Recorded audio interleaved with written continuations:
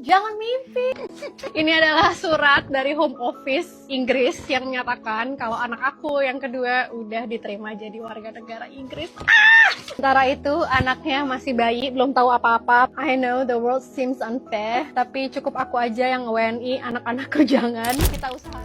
Dampak dari viralnya pernyataan Dwi Sastryaningtyas, alumni penerima beasiswa LPDP yang tidak ingin anaknya berstatus WNI, membuat pemerintah melakukan perombakan aturan yang cukup signifikan.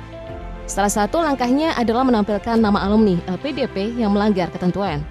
Meski begitu, pihak LPDP menegaskan bahwa kebijakan ini bukan untuk melakukan naming and shaming, melainkan murni sebagai pengingat bagi para penerima beasiswa. Selain itu, imbas kasus tersebut, Direktur Jenderal Administrasi Hukum Umum turut mengingatkan Dwi bahwa kehilangan status WNI bersifat final dan sulit dibatalkan. Jika seseorang sudah resmi menjadi warga negara asing, pemerintah pada dasarnya tidak dapat membatalkan status itu. Alasannya jelas, karena bersangkutan telah berada di bawah pelindungan negara lain. Hal ini tentu memunculkan pertanyaan besar, apakah penanganan kasus ini memang perlu dilakukan sekeras itu, atau justru terasa berlebihan? Mari kita bahas secara tuntas. Nanti kami lihat lapisan aslinya seperti apa. Jadi jangan menghina negara Anda sendiri. Belakangan nama Dwi Sastryaningtyas atau Tias, begitu ia biasa disapa, ramai dibicarakan di tingkat nasional. Perempuan yang sebelumnya dikenal sebagai alumni berprestasi sekaligus awardee LPDP itu mendadak menuai kritik tajam. Di ruang-ruang komentar media sosial, sebagai warganet bahkan melabelinya sebagai kacang lupa kulit. Pemicunya adalah sebuah unggahan mengenai paspor Inggris milik anaknya. Dalam unggahan itu, terdapat kalimat yang kemudian viral. Cukup aku aja yang WNI, anak-anakku jangan. Ucapan tersebut memantik reaksi keras. Tak sedikit yang menilai pernyataan itu mencederai semangat nasionalisme. Terlebih lagi karena diucapkan oleh seseorang yang menempuh pendidikan tinggi melalui beasiswa yang bersumber dari pajak masyarakat. Respon publik pun terbelah. Gelombang kritik berdatangan, mempertanyakan rasa tanggung jawab moralnya. Namun ada pula yang berpendapat bahwa pernyataan tersebut hanyalah luapan perasaan pribadi yang kemudian diperbesar oleh dinamika media sosial. Di tengah sorotan itu, Tias akhirnya menyampaikan klarifikasi sekaligus permohonan maaf. Ia menegaskan bahwa ucapannya lahir dari kekecewaan terhadap kebijakan tertentu, bukan bentuk kebencian terhadap Indonesia. Meski demikian, seperti lazimnya polemik di era digital, klarifikasi tidak semerta-merta meredakan perdebatan. Sebagian masyarakat memilih menerima penjelasannya sebagai sikap bertanggung jawab, sementara yang lain merasa pernyataan awalnya sudah terlanjur menyisakan luka.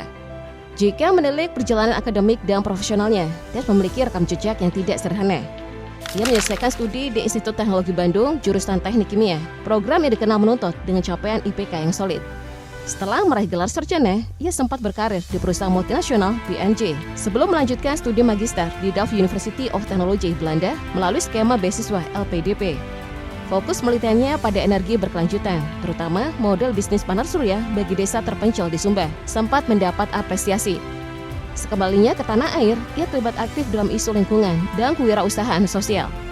Ia mendirikan Sustaination, menggagas program penanaman mangrove, memberdayakan ibu rumah tangga, serta membangun komunitas edukasi digital yang mengkampanyekan gaya hidup ramah lingkungan.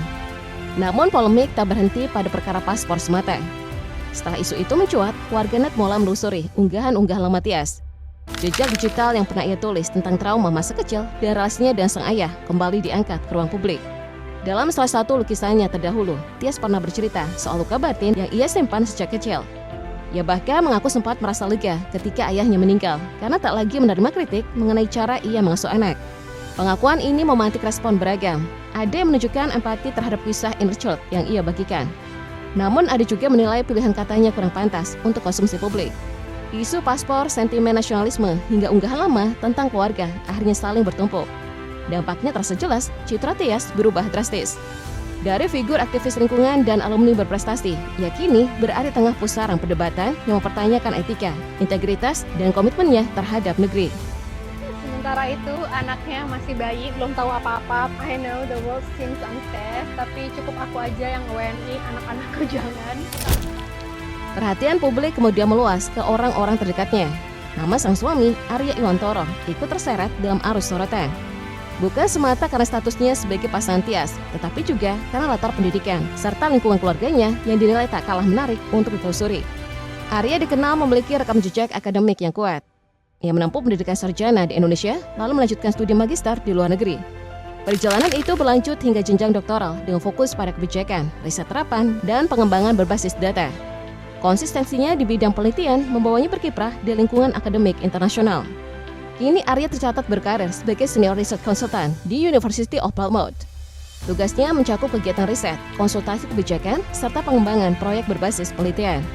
Posisi tersebut menempatkannya dalam jejaring akademik global, berkolaborasi lintas negara, dan terlibat dalam riset yang berdampak luas. Perhatian publik rupanya tak berhenti pada kiprah profesional Arya. Warganet kemudian melusuri riwayat keluarganya, dan nama sang ayah, Syukur Iwantoro, ikut mencuat ke permukaan. Syukur diketahui pernah menduduki jabatan tinggi di Kementerian Pertanian Republik Indonesia. Karirnya terentang panjang di dunia birokrasi, dari posisi teknis hingga kursi strategis seperti Direktur Jenderal Peternakan dan Kesehatan Hewan serta Sekretaris Jenderal Kementerian Pertanian. Latar birokrasi yang kuat itu memicu rasa ingin tahu publik. Terlebih, Syukur sempat diperiksa KPK sebagai saksi dalam perkara tata niaga komoditas pangan, meski ia tidak pernah berstatus tersangka. Informasi tersebut kembali diangkat dan dikaitkan dengan polemik yang sedang viral, walaupun secara administratif tidak memiliki keterkaitan langsung dengan isu TIAS.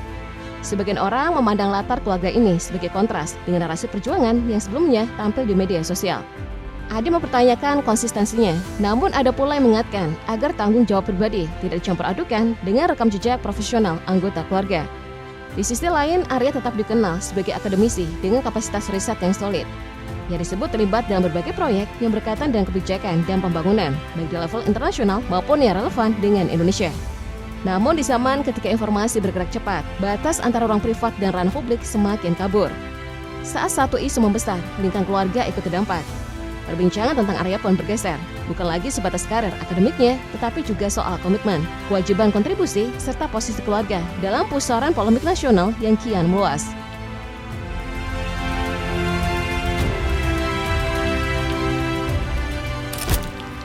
Di tengah derasnya opini, muncul pertanyaan mendasar, adakah kewajiban pengabdian yang dilanggar? Dalam klarifikasinya, Tias menyatakan bahwa ia telah menyelesaikan masa kontribusi sesuai ketentuan skema 2N+1. Skema 2N+1 dalam LPDP pada dasarnya merupakan aturan pengabdian bagi para alumni. Mereka diwajibkan pulang dan tinggal berkarya di Indonesia selama 2 kali masa studi atau 2N, ditambah 1 tahun setelah lulus. Dengan kata lain, jika program magister ditempuh selama 2 tahun, maka kewajiban kontribusi minimal yang harus dijalani adalah 5 tahun di dalam negeri. Kehadiran fisik menjadi unsur penting, bukan hanya sekedar laporan administratif. Jika ketentuan ini dilanggar, sanksinya bisa berupa kewajiban mengembalikan dana beasiswa beserta bunganya. Dalam regulasi terbaru, skema tersebut disederhanakan menjadi 2N. Namun esensinya tetap sama, memastikan dana APBN yang digunakan benar-benar kembali dalam bentuk kontribusi nyata bagi pembangunan nasional. Tias menempuh studi magister di Delft University of Technology pada periode 2015 hingga 2017. Dengan perhitungan 2 kali masa studi, kewajiban kontribusinya berjalan hingga 2023 dan disebut rampung pada 2025. Sepanjang masa itu, ia menyatakan aktif berkegiatan di Indonesia, mulai dari menanam 10.000 pohon bakau, memberdayakan ibu rumah tangga, membantu penanganan bencana di Sumatera, hingga mendirikan sekolah di Nusa Tenggara Timur. LPDP sendiri mengonfirmasi bahwa pihaknya tengah melakukan pendalaman internal terkait dugaan belum terpenuhnya kewajiban kontribusi oleh salah satu alumni berinisial AP. Proses ini menurut LPDP berlangsung melalui mekanisme resmi dan bukan didorong oleh tekanan media sosial. Reaksi juga datang dari Menteri Keuangan Purbaya Yudi Sadewa yang menyampaikan kecewaan terhadap pernyataan yang dianggap merendahkan negara, mengingat sumber beasiswa berasal dari pajak masyarakat. Bahkan muncul wacana blacklist dari instansi pemerintah serta kemungkinan pengembalian dana apabila ditemukan pelanggaran.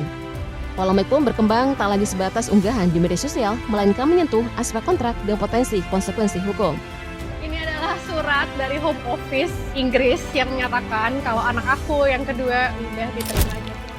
Kontroversi paspor Inggris ini pada akhirnya membuka evaluasi yang jauh lebih besar daripada sekedar satu unggahan viral. Setelah video itu ramai dibahas, pemerintah membeberkan data yang mengejutkan. Ada 44 penerima LPDP yang terindikasi belum memenuhi kewajiban kembali dan mengabdi di Indonesia. Dari jumlah tersebut, 8 sudah dijatuhi sanksi, sementara 36 lainnya masih dalam proses klarifikasi. Ini menunjukkan bahwa persoalan ini bukan kasus tunggal, melainkan sinyal peringatan bagi pengelolaan investasi sumber daya manusia negara. LPDP bukan hanya beasiswa, tetapi kontrak kontribusi yang disepakati secara sadar.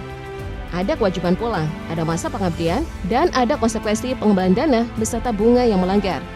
Pemerintah menegaskan bahwa prosesnya berjalan berbasis data dan mekanisme resmi, bukan karena tekanan publik. Namun pesannya tegas, integritas adalah fondasi utama. Polemik ini mengingatkan bahwa setiap awardee memikul amanah publik. Investasi negara pada SDM harus kembali dalam bentuk karya nyata, bukan berhenti pada gelar dan kebanggaan pribadi di luar negeri.